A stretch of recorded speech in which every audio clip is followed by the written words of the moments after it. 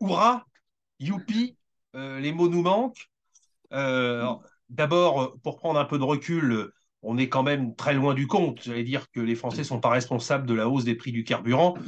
Je dis ça pour dire que on est confronté à une hausse du coût de la vie, de l'alimentaire, du carburant, de l'essence, etc., dont on est évidemment tous les citoyens, chômeurs, travailleurs, précaires, jeunes, vieux, les victimes, et que c'est pas l'aumône de 100 euros qui va changer grand-chose, même si, évidemment, il vaut toujours mieux 100 euros de plus que 100 euros de moins, on en sera d'accord, le maréchal de la Palisse aussi, mais enfin, c'est pas la solution.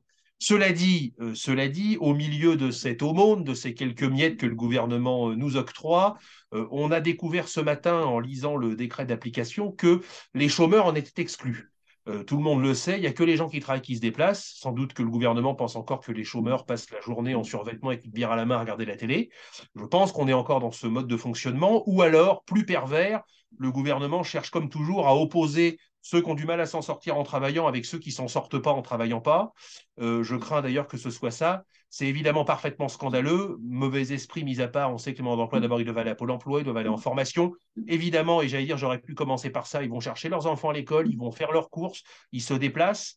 Par ailleurs, ils n'habitent pas tous dans les métropoles. Il est vrai que dans les métropoles, un certain nombre de dispositifs de transport en commun sont là pour les aider. Il y a même quelques endroits en France où c'est gratuit.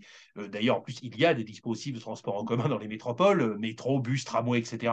Mais il y a aussi tout le secteur rural et semi-rural où il n'y a pas de transport en commun, où les chômeurs et les précaires sont obligés de prendre leur voiture pour se déplacer.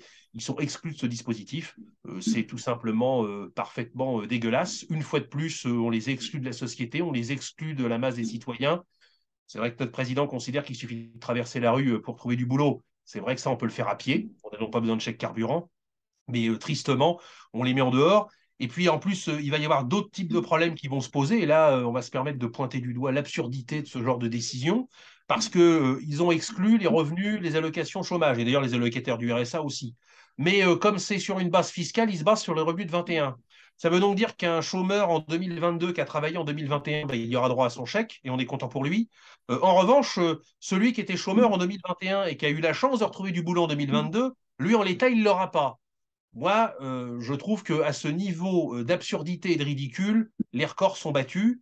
Je dirais, et tout ça à 2 ou 3 jours du premier mouvement sur la réforme des retraites, tout ça à quelques jours d'ailleurs du débat parlementaire sur la réforme des retraites, c'est une fois encore une très mauvaise manière et j'allais dire une agression gratuite et scandaleuse à l'égard des chômeurs et des précaires.